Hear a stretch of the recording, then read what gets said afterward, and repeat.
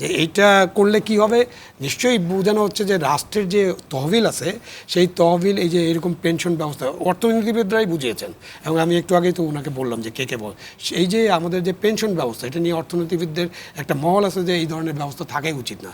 তারাই কিন্তু এগুলো বোঝানোর চেষ্টা করেন পৃথিবীর উন্নত দেশে। মানে আমাদের দেশ ওই অবস্থায় গেলে না আপনি ওগুলো চালু করবেন না, পৃথিবীর উন্নত দেশে এটা আছে, চলো আমরা কপি করি। এই যে কপি ক্যাট জিনিসটা, এটা আমাদের দেশে খুব প্রবল। আমরা ওই যে যখন সিলেবাস বানাই ওটাও কপি, আমরা যখন শিক্ষার ইয়াগুলো বানাই, কোন কোন টেস্ট করব সেটাও কপি। এখন তো শিক্ষা এইসব নিয়ে তো অনেক কাজ হচ্ছে।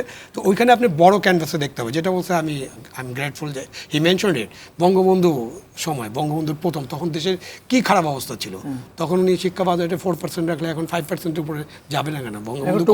বঙ্গবন্ধু কন্যা দেশ পরিচালনা করছেন, তাহলে শিক্ষা খাতে বরাদ্দ বেড়াতে হবে, নাহলে তো ওনাদের স্বতন্ত্র পে স্কেল হবে না, নাহলে শিক্ষা ব্যবস্থার উন্নতি হবে না, নাহলে রিসার্চ হবে না।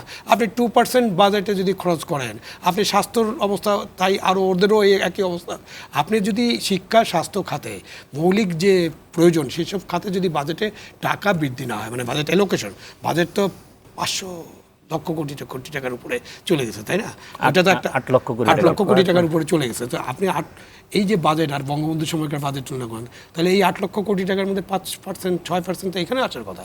ওনাদের বরঞ্চ দাবি হচ্ছে ইন্টেলেকচুয়াল, বললাম না আমাদের ইন্টেলেকচুয়াল যে ক্যাপাবিলিটি আছে, সক্ষমতা আছে, আমাদের ইন্টেলেকচুয়ালরা যারা দেশের বিবেক হওয়ার কথা, যারা দেশকে এই পথে চালিত করার কথা, মানে গাড়িটাকে অ্যাক্সিডেন্ট হলে আবার ট্র্যাকে তুলে দেওয়ার কথা, তারা একদম নিশ্চুপ। এখন তারা কথা বলছেন, কিন্তু তারা সব বিষয়ে নিশ্চুপ। তারা এইসব বিষয়ে কথা বলা উচিত। অনুৎপাদনশীল খাতে ব্যয় কমিয়ে শিক্ষা খাতে বরাদ্দ বাড়লেই এই সমস্যা আমরা সবসময় দাবি করি।